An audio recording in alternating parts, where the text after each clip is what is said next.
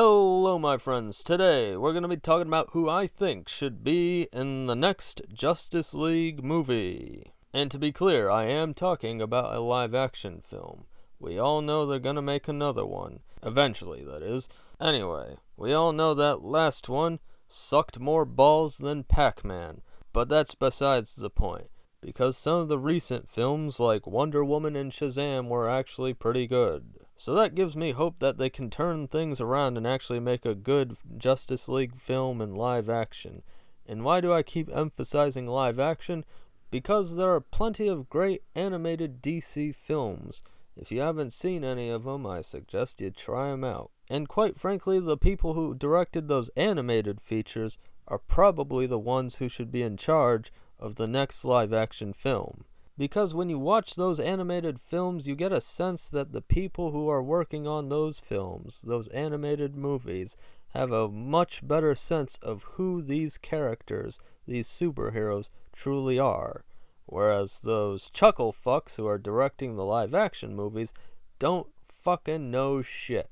I mean, look at what they did to Superman. They turned him into an unlikable prick. If you want to see real Superman, a truly awesome Superman, for one, if you got the time, check out the old Justice League cartoons. But if you want just a quick movie, then check out All-Star Superman. That shit was fucking awesome. But anyway, I digress. Let's get into the topic of today's discussion. Who should be in the Justice League? First off, let's talk about the motherfucking villain. Now, I know they were building up to Darkseid, and Darkseid is a really cool character. But he tends to be very complicated, his backstory, that is. And therefore, a lot of the movie would have to be dedicated to Darkseid's backstory. But fuck that shit, we don't got time for that. We're gonna have tons of motherfucking characters in this film. So, Darkseid can come in as some other sequel in the fucking future. In the meantime, the villain that they should use is Brainiac. Believe it or not, Brainiac, the iconic Superman villain, has not been in a single live-action film. What the fuck is that about? And he's certainly the kind of galactic threat that could take on the Justice League. So let's get his ass in there. Now, for those of you who don't remember who Brainiac is, I'll tell you the version that I can recall, because there are many different versions. The character's old as fuck. Anyway, the version of Brainiac that I recall was that Brainiac was like a supercomputer in Krypton, which is Superman's home planet, and he basically went rogue, stole a shitload of information about Krypton, and then said, fuck this place, and Krypton blew up. Anyway, so after he fucked off, he went to other planets to take information and knowledge, and then blow those motherfuckers out of the sky. And I think in some versions he actually shrunk civilizations instead of blowing them the fuck up, which could also be an interesting part of the narrative. Anyway, did I mention that the supercomputer turns into an android? Yeah, he does have a body. He's not just Dave from the Space Odyssey 2001. No, he makes himself a body. Anyway, that's pretty much Brainiac in a nutshell. He's an evil android that wants knowledge and wants to blow shit up. Now that we got our villain, let's talk about our heroes. Now, obviously, you have to have Superman, you have to have Batman, and you have to have Wonder Woman. I will not be introducing these three. You should know who the fuck they are. Next character that I want in Justice League is also pretty obvious, which is the Flash. I think he's a must. He should be in there. And also, in certain versions, usually in the good versions, he provides some good comic relief. That being said, the Flash that they had in that previous live-action film, I was not that big of a fan of. And also, what the fuck was up with that costume?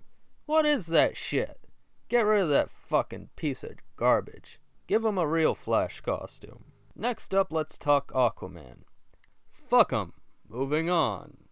Next up, let's talk Cyborg. Hold up. Let me actually explain. Alright, so Aquaman, like when I was growing up with the Justice League cartoon, they decided that Aquaman was not necessary for the main cast. They had him eventually in the show, but he was not one of the main guys. And oddly enough, they gave him a fishhook for a hand in that series. Now, And the reason why is because everyone thought Aquaman was fucking lame. So they tried to grunge him up and make him all badass and shit, with a fishhook and shit. Anyway, that didn't really work all that well.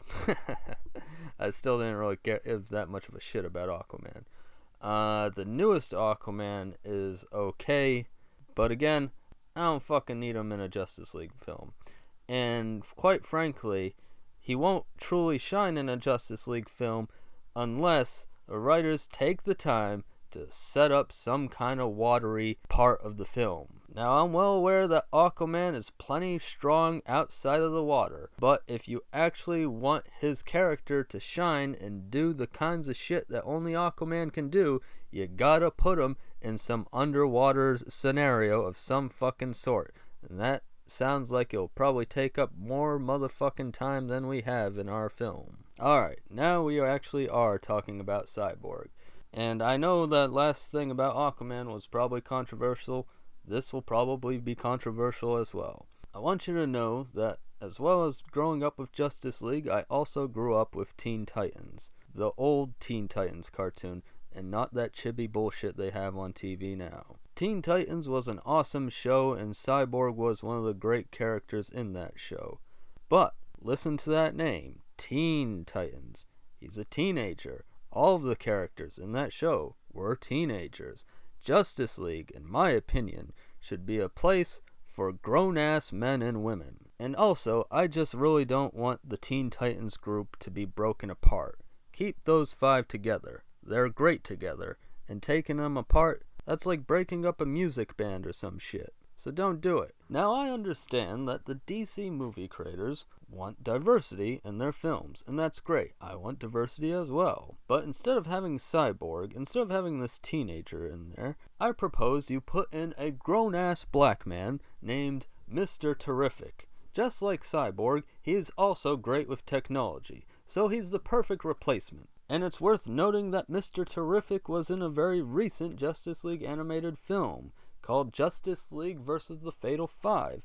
And one of the more memorable scenes of the film, the superheroes and villains are in an epic battle against each other, and Superman looks like he's down for the count. Even Superman is struggling with these foes. But before the enemies can do a fatal blow, Mr. Terrific comes in with a bunch of robots that float and come together to create a giant metal shield that protects and saves Superman. Now that's a guy you want on your squad.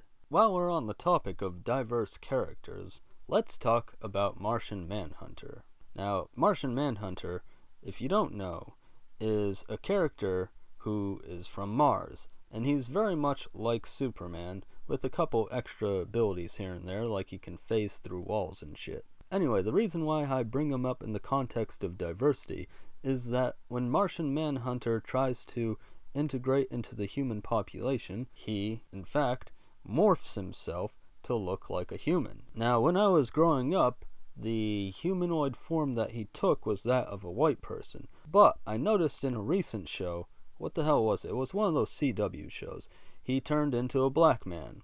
So, clearly, they can pretty much just have him transform into any race he wants. In my opinion, since Martian Manhunter is a literal alien, it would make a lot of sense, and it would just be a great image for our country to see, for a superhero to stand in unity with the peoples of Central America, the immigrants that are coming to this country from Mexico, from Honduras, from Guatemala. This, of course, would be a bold political stance which the Hollywood producers would not have the balls to put on screen. That said, I would not be surprised if one day they do this sort of thing in the comics with Martian Manhunter, because they've already done this sort of thing with Superman. Because in one comic book, Superman stands in solidarity and defends a bunch of Central American immigrants, because, remember, Superman himself is an immigrant. And we still aren't done diversifying this Justice League, because if you watch my channel regularly, you'll know that I quite like to read and learn about Africa. And although DC does not have Black Panther, they do actually have a wannabe Black Panther, but that's not who I'm going to talk about right now. They do, however, have a woman named Vixen.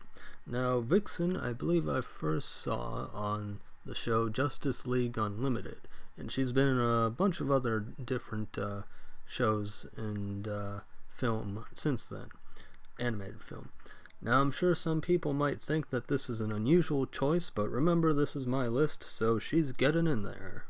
It's worth noting that there are actually some other superheroes in the DC lineup that come from Africa, but Vixen, I believe, has the best chance of being recognized by a lot of people, since she's been in quite a few different mediums.